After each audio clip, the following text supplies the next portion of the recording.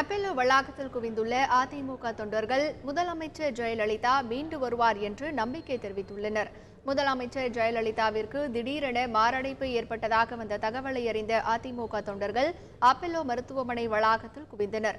இரவு தொடங்கி தற்போது வரை மருத்துவமனை வளாகத்திலேயே காத்திருக்கும் அவர்கள் முதலமைச்சர் ஜெயலலிதா மீண்டு வருவார் என கடவுளிடம் மனமுருக மன்றாடினர்.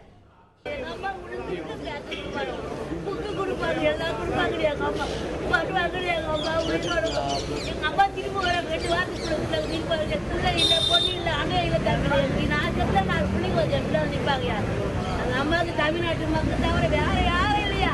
துணையா நிக்கிறியா நீ?